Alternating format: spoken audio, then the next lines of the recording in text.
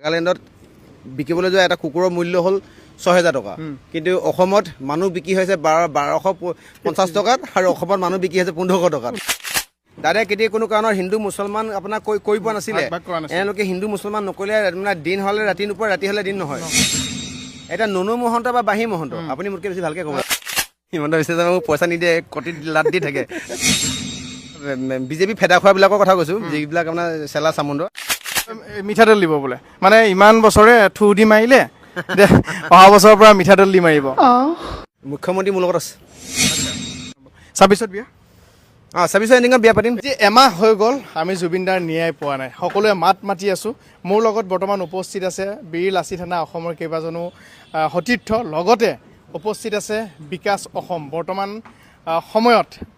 ফেচবুকত একদম হাহাকাৰ সৃষ্টি কৰি থকা এজন বিশেষ ব্যক্তি, যিজন ব্যক্তিয়ে এটা চিঞৰ মাৰ ভাইহঁত বুলি ক'লে ৫০,০০০ মান কমেণ্ট আহে আৰু মুখ্যমন্ত্ৰীৰ দৃষ্টিগোচৰ হয়। মুখ্যমন্ত্ৰীয়ে ক'ৰবাত নহয় ক'ৰবাত অকণমান ভয় কৰে বিকাশ অসমক। ৩,৪০,০০,০০০ মানুহৰ মাজত যে মাননীয় মুখ্যমন্ত্ৰী মহোদয়ে বিকাশ অসমৰ নামটো যে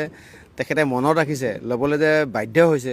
মই তেখেতক ধন্যবাদ জ্ঞাপন কৰিছোঁ। চাগে ক'ৰবাত নহয় ক'ৰবাত ভাল কামেই কৰিছোঁ চাগে, যিটো কাৰণত তেওঁলোকে এনেকুৱা ধৰণৰ নাম ল'বৰ কাৰণে, আমাৰ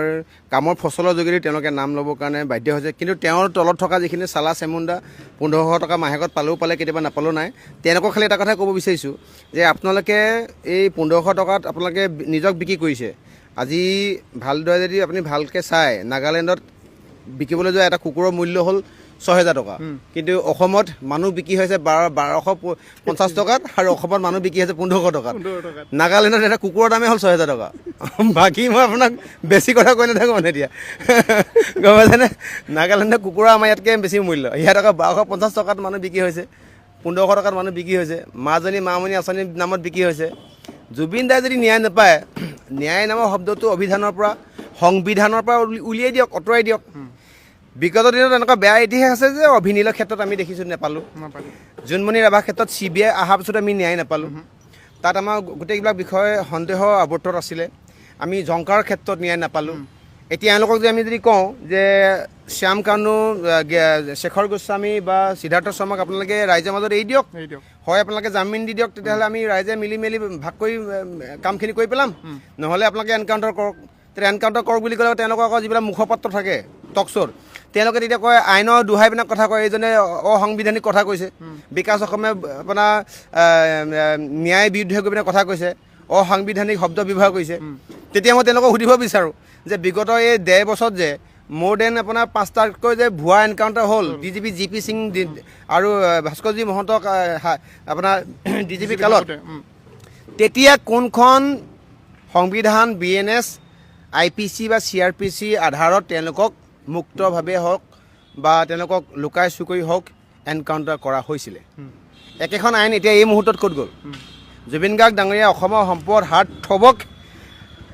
বহিৰাগত একাংশ ব্যক্তিয়ে হওক বা অসমৰ দুষ্কৃতিকাৰীয়ে শেষ কৰি পেলালে। বহুতে ভাবিছে যে এতিয়া যে ইমানকৈ মাত মাতি আছে, সকলোৱে ভাবিছে যে চৰকাৰৰ এগেইনষ্টত মাত মাতি আছে, বিজেপি চৰকাৰৰ এগেইনষ্টত বিকাশ অসমে মাত মাতি আছে, কি ক'ব? সেইখিনি ১৫০০ টকীয়া ভক্ত এই মানে মাথাত কোনো চিন্তা শক্তি নথকা, মাথাত মামৰে ধৰাখিনিয়ে কৰি আছে। মই মুখ্যমন্ত্ৰী এগেইনষ্টত, বিজেপি এগেইনষ্টত এইটো মোৰ খুব নহয়।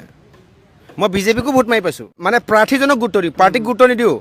মোৰ কেম্পেইনটো হ'ল not against of BJP, not against of government, not against of মুখ্যমন্ত্ৰী। মোৰ কেম্পেইনটো হ'ল যে মুখ্যমন্ত্ৰী শাসনৰ কালত দক্ষ, যোগ্য, সুযোগ্য ব্যক্তিজন বুলি কোৱা ব্যক্তিজনৰ ৰাজনৈতিক জীৱনৰ কালত জুবিন গাৰ্গ ডাঙৰীয়া কেনেকৈ মৃত্যু হ'ল, প্ৰকৃত সত্য পৰিয়াল, শুভাকাংক্ষী অসমবাসীয়ে জানিব লাগিব আৰু ন্যায় পাব লাগিব। মোৰ সেইটোক লৈহে ফাইট।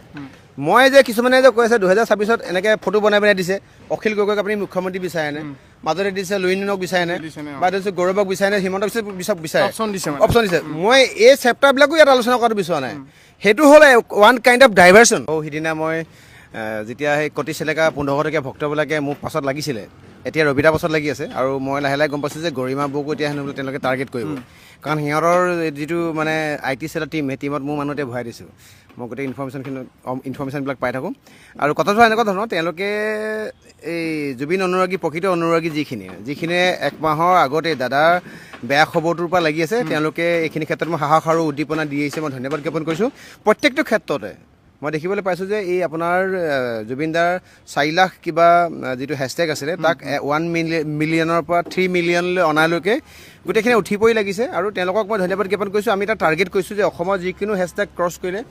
নৰ্থ ইষ্টৰ যিকোনো হেছটেগ ক্ৰছ কৰোঁ অৱস্থা ইতিমধ্যে ক্ৰছ কৰিছে আমি বিচাৰিছোঁ যে ভাৰতৰ সকলোতকৈ বেছিকৈ থকা হ'ল আমাৰ নৰেন্দ্ৰ মোদী ডাঙৰীয়াৰ 13 মিলিয়ন হেছটেগটো ক্ৰছ কৰিব লাগিব আৰু ছ'চিয়েল প্লেটফৰ্মৰ যিখন যুদ্ধ এই যুদ্ধখনত আমি বিচাৰিছোঁ নিৰন্তৰে চলি থাকিব আৰু এই যুদ্ধ ন্যায়ৰ যুদ্ধ হয় আৰু এই যুদ্ধ মোৰ দেউতাৰ ক্ষেত্ৰত যদি হয় মাৰ ক্ষেত্ৰত যদি হয় আহি থকা দিনত যদি মাননীয় মুখ্যমন্ত্ৰী হিমন্ত বিশ্ব শৰ্মা পীযুষ হাজৰিকা গৌৰৱ গগৈ অখিল গগৈ বা লুৰিণজ্যোতি গগৈ যাৰ ক্ষেত্ৰত হ'লেও এই যুদ্ধখন আমি ন্যায় প্ৰাপ্তিৰ কাৰণে যুদ্ধ কৰিমেই মাননীয় মুখ্যমন্ত্ৰী মহোদয়ক মই এটা মোৰ ফালৰ পৰা এজন সৰু মানুহ মই আপুনি মোৰ নামটো সেইদিনাখন লৈছে ভাললৈ লৈছে নে কাললৈ লৈছে মই নাজানিম এইটো পিছতে গম পাম কিন্তু আপোনাক মই এটা কথা ক'ব বিচাৰোঁ আপোনাৰ লগত যিখিনি এডভাইজাৰ আছে তেওঁলোকৰ মানে মাথা ব্ৰেইনটো মানে পাব্লিকৰ ইম'চনৰ ৱেভৰ লগত চলা নাই দুদিনৰ আগত কৈ দিলে মই জুবিন আমিও জুবিন ঠিক আছে মই মানি লৈছোঁ আপুনি জুবিন বা আমিও জুবিন বুলি কৈছে অ'কে তেওঁলোকে টেগলাইন এটা দিছে মানি লৈছোঁ দাদাৰ ভালৰ কাৰণে কৈছে কিন্তু দাদাৰ ভাগৰ আদৰ্শখিনি ক'ত বিজেপিয়ে গান গাব নোৱাৰিব পাৰে কিন্তু বিজেপিয়ে দাদাৰ প্ৰথম আদৰ্শ আছিলে গছ কটা নাছিলে দাদা ঢুকুৱা এসপ্তাহ ভিতৰতে গছ কাটি দিলে আপোনাৰ দীঘলী পুখুৰী দাদাই কেতিয়া কোনো কাৰণত হিন্দু মুছলমান আপোনাৰ কৈ পোৱা নাছিলে এওঁলোকে হিন্দু মুছলমান নকৰিলে মানে দিন হ'লে ৰাতি নোপোৱা ৰাতি হ'লে দিন নহয় দাদাই কেতিয়াও কোনো কাৰণত কেব বা কাৰ মানা নাছিলে কিন্তু এওঁলোকে দেখোন কেব আৰু কাৰ দেখোন বুকু চাত লৈ লৈছে দাদাই কেতিয়াও কোনো কাৰণত এই সহজ সৰল দুখীয়া মানুহখিনিক মানে ইগন'ৰ কৰা নাছিলে কিন্তু অসমত এতিয়া সহজ সৰল মানুহৰ কোনো ইয়াত গুৰুত্ব নাই বহিৰাগত ব্যক্তি কেৱল আগ্ৰাসন আদানী আম্বানী ইয়াত কেৱল অপশাসন আৰু ইয়াত তেওঁলোকে কেৱল অসমখন ক্ষীয়তী গাই নিচিনাকৈ এজনী জাৰ্চি গাই নিচিনাকৈ গাখীৰ খীৰাই আছে ইয়াৰ পৰা গাখীৰ লৈ গৈ আছে এফালে এই গৰুজনীক যে আপোনাৰ ঠিক আছে আমাৰ ইয়াৰ তুমি গাখীৰ নিচাম ক'বলগীয়া একো নাই কিন্তু গৰুজনীকতো এটলিষ্ট তোমালোকে ঘাঁহ কেইডালমান দিয়া এওঁলোকে কি কৈছে এতিয়া নুনু মহন্ত বা বাঁহী মহন্ত আপুনি মোতকৈ বেছি ভালকৈ ক'ব এই নুনু মহন্ত বাঁহী মহন্ত সিদ্ধাৰ্থ শেখৰক এওঁলোকক ইমান ৰক্ষণাবেক্ষণ দিয়াৰ কাৰণটো কি মই বিচাৰিছিলোঁ যে এওঁলোকক একদম চিধা চিধিকৈ বাহিৰলৈ আনিব লাগে দৰকাৰ হ'লে এনেকৈ শ্বুট কৰি দিব লাগে এনকাউণ্টাৰ কৰি দিব লাগে দৰকাৰ হ'লে চৰকাৰ কৰি দিব লাগে আমি কোৱা নাই কোনে কৰিলে নাজানো পাব্লিকৰ সন্মুখত ঠুকি দিব লাগে কথা শ্বৰ্ট হ'ব লাগে আৰু মানে আজিকালি ইমান লাম্বা একো বস্তু কোনেও ভাল নাপায় শ্বৰ্ট কৰিব লাগে আৰু চৰকাৰখন তেতিয়া বিগত দিনত একেটা ঘটনা ঘটিছে এতিয়াও হৈ যাব ৰাতি ফুৱাবলৈ নিব লাগে নহ'লে আৰু এটা কাম কৰিব পাৰে সেইটো প্ৰপ'জেলটো মই প্ৰথম দিছিলোঁ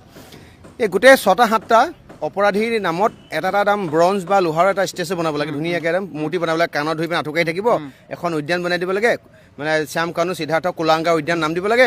বাহিৰৰ ফৰেনাৰ্ছবিলাক আহিব ইয়াতে ফুৰিবলৈ আহিব তাৰপৰা চেণ্ডেল খুলি সেই একদম চেণ্ডেলে সিহঁতক চাটপ দিব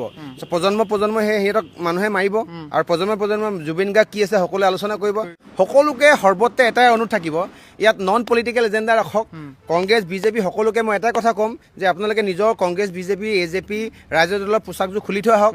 দল সংগঠন আছু AJYCP বিল আছি থানা অসম আটাছু বা অসমীয়া যুৱ মঞ্চ যিয়ে নহওক লাগিলে সকলোৱে নিজৰ পোচাকযোৰ আমি বাহিৰত খুলি আমি সৰ্বত্ৰে এটাই চিঞৰ যে জুবিন দাক ন্যায় লাগে কাৰণ জুবিন দাৰ নিচিনা মানুহে যদি ন্যায় নাপায় আহি থকা দিনত পীযুষ হাজৰিকা যদি নাইকিয়া হৈ গুচি যায় হিমন্ত বিশ্ব শৰ্মা যদি নাইকিয়া হৈ যায় অখিল লুইনো যদি নাইকিয়া হৈ গুচি যায় শৃংখল অন্তপাণী ফুকন যদি বা সমুজ্জ্বল দাস যদি নাইকিয়া হৈ গুচি যায় বা বসন্ত গগৈ যদি নাইকিয়া হৈ গুচি যায় তেতিয়াহ'লে মানে আমি একো কোনো কাৰণত মাত মাতিব নোৱাৰিম কাৰণ অসমে কেতিয়া কোনো কাৰণত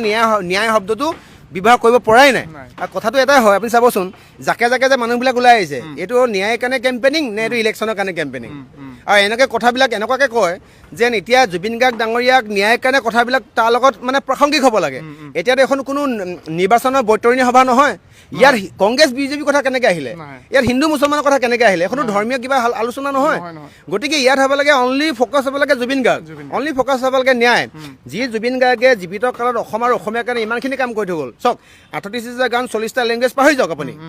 জুবিন গাৰ্গ ডাঙৰীয়া অসমৰ কাৰণে বহুত কিবা কিবি কৰি থৈ গ'ল যিটো কাৰণতে সুশান্ত সিং ৰাজপুতৰ নিচিনা ব্যক্তিও স্থান নাপালে কিন্তু জুবিন গাৰ্গ ডাঙৰীয়াৰ শিল্পীৰ ভিতৰত 2য় স্থান ৱৰ্ল্ডৰ 4ৰ্থ স্থান তেওঁ মৃত্যু গতিকে যিজন ব্যক্তিয়ে একেদিনাই humming king of world not India not Asia world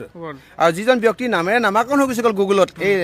লেকটো ছিংগাপুৰৰ সেইজন ব্যক্তিয়ে জীৱিত কালত দিলে মৃত্যু কালৰ পিছতো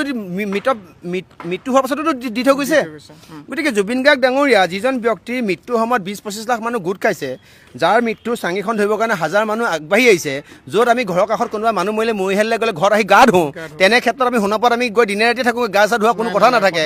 য'ত সৰ্বধৰ্মীয় আলোচনা হৈছে, য'ত সৰ্বধৰ্মীয় আলাপ আলোচনা আছে, হিন্দু মুছলমান সকলো ধৰ্মীয় মানুহে আহি পিনে তাত কোনোবাই আপোনাৰ ধৰি লৈছোঁ তেওঁলোকৰ নিজৰ নিজৰ ষ্টাইলত দাদাৰ আত্মা চিৰশান্তিৰ কাৰণে প্ৰাৰ্থনা কৰিছে, ন্যায় প্ৰাপ্তিৰ কাৰণে যুঁজ দিছে। সেই জুবিন গাৰ্গৰ ডাঙৰীয়া ক্ষেত্ৰত আমি কি কৰিছোঁ, হিন্দু মুছলমান আমি কি কৰিছোঁ, ৰাজনীতি। দাদাই নিজে কৈছে পলিটিক্স নকৰিবা বন্ধু। মই বিচাৰোঁ মাননীয় মুখ্যমন্ত্ৰী মহোদয়ে, মানুহ মৰণশীল, আপুনি মৰিব ময়ো মৰিম, সকলো মৰিব, আমিতো ইমৰ্টেল নহয়। গতিকে মৃত্যুৰ পাছত যাতে মাননীয় মুখ্যমন্ত্ৰীয়ে জুবিন গাৰ্গ ডাঙৰীয়া আত্মাক লগ পাই যাতে ক'বগৈ পাৰে, মই পৰজনমক বিশ্বাস কৰোঁ যে, কাৰণ ইয়াত স্পেচিয়েল এটা শব্দ লুকাই আছে, কাৰণ দাদাৰ অলৌকিকতাৰ পৰা জানিব পাৰি যে তেখেত নৰ্মেল নাছিলে, যাতে ক'বগৈ পাৰে যে জুবিন মই একো নহ'লেও মোৰ জীৱন্ত কালত যে যিমান পাপ কৰিলোঁ, যিমান মই মানুহৰ ওপৰত মই হিটলাৰী শাসন চলালেও, কিন্তু মই তোক হ'লে কিন্তু ন্যায় দি থৈছোঁ, যাতে সেই কথাটো যাতে স্পষ্টভাৱে ক'বগৈ পাৰে, সেইটো মই বিচাৰিছোঁ। আৰু দাদা সেইটোৱে বিচাৰি আছোঁ, এটা 100%। আৰু চাওঁ দাদা নামেদি এই সোণাপুৰ জেগাডোখৰতে সৰ্বধৰ্মীয় এটা প্ৰাৰ্থনা ঘৰ হ'ব লাগে। দাদা নামেদি তাত এটা ইণ্টাৰনেশ্যনেল ষ্টেণ্ডাৰ্ডৰ এটা ষ্টুডিঅ' হ'ব লাগে, যাতে দুখীয়া নিচিনা আৰু কোনোবা জুবিন জন্ম হ'ব পাৰে। আৰু দাদা নামেৰে তাতে এটা মানে Zubeen Garg night every year হ'ব লাগে ইণ্টাৰনেশ্যনেলি। আৰু বিচাৰোঁ যিমানবিলাক 3 ষ্টাৰ আৰু 5 ষ্টাৰ হোটেল আছে অসমত, সন্মুখত এটা এটা প্ৰতিমূৰ্তি প্ৰত্যেকজন আপোনাৰ মালিকে বনাব লাগে, যাতে তাত আহি পিনে যাতে মানুহে জানিব। আৰু দাদা নামৰ এখন ইউনিভাৰ্চিটি হ'ব লাগে, এখন ইণ্টাৰনেশ্যনেল বৰ্ষাপাৰা নিচিনা খেল ষ্টেডিয়াম হ'ব লাগে। মানে আমি বিচাৰোঁ দাদাক আমি জীয়াই ৰাখিব পাৰিম। জুবিন গাৰ্গৰ মৃত্যু নাই হোৱা, জুবিন গাৰ্গৰ খালি সৃষ্টিখিনিহে ক'ৰবাত নহয় ক'ৰবাত ফুল ষ্টপ হৈছে। মানে 38,000 পৰা আৰু এটা গান দাদাৰ মুখেদি নহ'ব, আৰু 40টা লেংগুৱেজৰ জেগাত 41টা লেংগুৱেজ দাদা যোগেদি আৰু এটা গান নহ'ব। কিন্তু দাদাই যে দুখীয়া নিচিনা মানুহক যে সহায় কৰিছিলে, দাদাই যে বিপদত পৰা মানুহৰ ওচৰলৈ যে তেওঁ আহিছিলে, যে দাদাই যে সন্মুখত যে মানুহে চাকৰি পাবৰ কাৰণে যে ৰৈ আছিলে, এইখিনি কাম এতিয়া আমি কৰিম, দাদাক আমি জীয়াই ৰাখিম। আমি কৰিব লাগিব। আৰে চাওক, প্ৰাণহীন দেহাটো আত্মাৰ জন্ম আছে, মৃত্যু নাই। আত্মাটো ক'ৰবাত নহয় ক'ৰবাতো থিতাপি লৈছেগৈ। গতিকে জুবিন গাৰ্গ ডাঙৰীয়া আদৰ্শখিনি আমি লৈ জীয়াই থাকিম। খেলা খতম। ইয়াত আকৌ কংগ্ৰেছ বিজেপি ক'বলৈ কি আছে? মই যদি কিবা কাৰণে ধৰি লৈছোঁ বোলে আজি বোলে মুছলমানে এগেইনষ্ট কৰিলোঁ, তেতিয়া কোনোবা ক'ব মই বিজেপি। এতিয়া মই জুবিন দাৰ কাৰণে ন্যায় বিচাৰিছোঁ, কোনোবাই কৈছে ই হেনো বোলে গৌৰৱ গগৈৰ লগত কথা পাতিছে বোলে। গৌৰৱ গগৈৰ বোলে বিকাশ অসম অলৰেডি বহিলেই, মইতো কালি শুনা পাইছোঁ। টিকেট ফাইনেল দিছপুৰৰ পৰা বোলে গৌৰৱ গগৈৰ লগত বোলে কংগ্ৰেছৰ লগত বহি পিনে আলোচনা কৰে, দিছপুৰৰ পৰা বোলে টিকেট ফাইনেল। আৰে মই যদি ৰাজনৈতিক কথা বতৰা যদি ভাবিলোহেঁতেন, মই কাৰোবাৰ চাগে ভৰি মানে পৰি দিলোঁহেঁতেন চাগে, বাকীবিলাকে পোৱা নাছিল। এনেকুৱা ধৰণৰ কথা আগতেও ওলাইছিল, যেতিয়া ইনোভাখন লৈছিলে, ইনোভাখন লোৱাৰ সময়ত কৈছিলে যে হিমন্ত বিশ্ব শৰ্মাই পইচা দিয়া বুলি কৈছিলে ইনোভা ল'বলৈ। হিমন্ত বিশ্ব শৰ্মাই মোক পইচা নিদিয়ে, কটি লাট দি থাকে। হিমন্ত বিশ্ব শৰ্মা মই ধৰি থাকোঁ, এৰি নিদিওঁতো, গম পাই নহয়। এতিয়াকে মোক এইটো বেম্পুটো দি পিনে জেললৈ পঠিয়ায়। আৰু এনেকুৱা হ'ল যেন গোটেই অসমত প্ৰথম ইনোভা লোৱা মানুহজন বিকাশ অসম, তেনেকুৱা হ'ল কথা যেন এই 1500 টকীয়া ভক্তবিলাকে যেন মোৰ ভাগৰ EMI মাৰিবহি। সেইটো বেয়া লাগে জানেনে, 1500 টকা বুলি 3 মাহ 4 মাহ দৰমহা পোৱা নাছিলে। এতিয়া মোৰ এই কথাটো মানে এতিয়া মোক সমালোচনা কৰিবৰ কাৰণে এতিয়া আপুনি পেণ্ডিং থকা প্ৰত্যেক 3 মাহৰ দৰমহা দি দিছে। এতিয়া 4,500 5,000কৈ পাইছে। এতিয়া সিহঁতৰ এতিয়া চেলাৰীটো কণ্টিনিউ হ'ব, খালি মোক এতিয়া মানে মোৰ পাছত লাগি থাকিব লাগিব।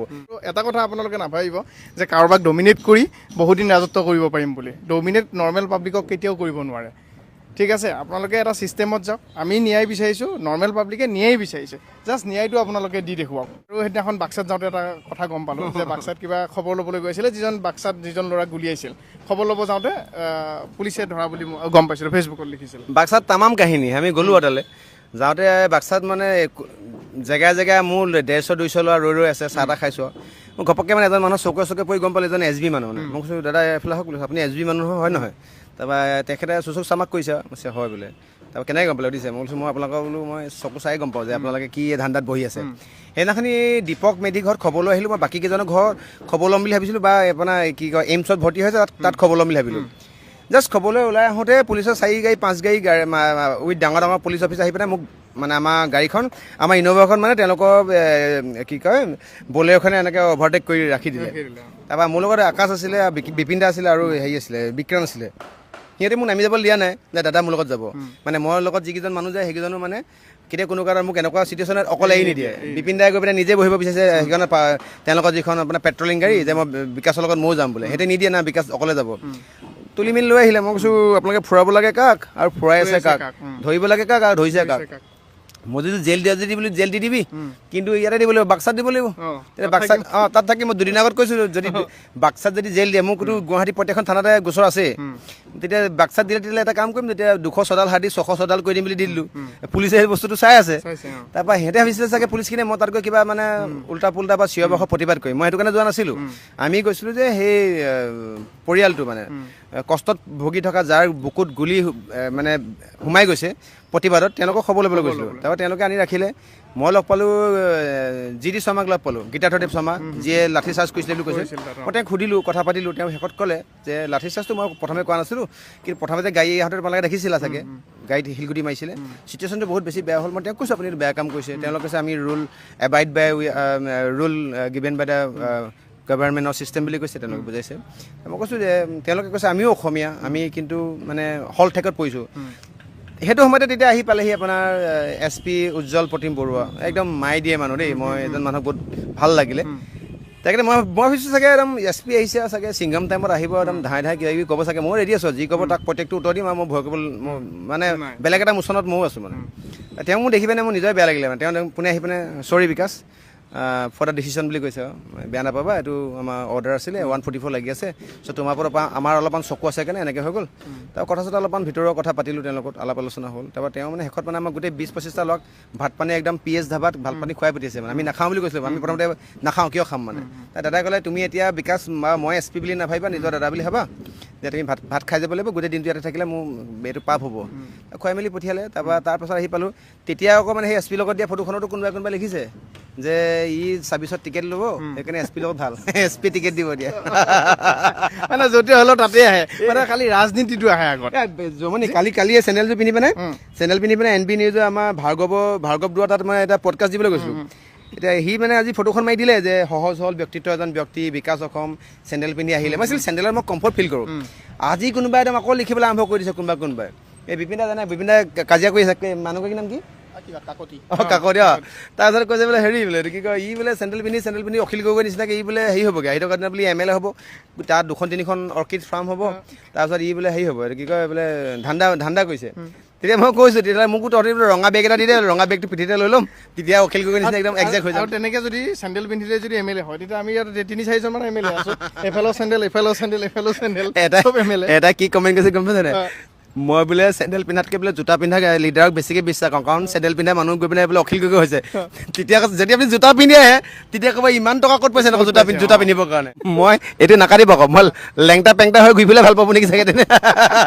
নাই নাকাটো এইটো পূৰা ভিডিঅ' এইটো পূৰা হিচাপে যাব এতিয়া এনেকুৱা হৈছে কালি আমি নাটকখন দেখিলোঁ যে চৰকাৰেই চৰকাৰৰ বিৰুদ্ধে প্ৰতিবাদ কৰিছে আচৰিত লগা নাই নে ঘটনাটো প্ৰথমবাৰৰ কাৰণে দেখা নাই নে পৃথিৱীত এনেকুৱা এটা ঘটনা এইটো মানে আপোনাক মই হাঁহি ৰাখিব নাই প্ৰশ্নটো সুধিলে কি নিজক আপুনি চাবচোন কি পাগল বাৰু হা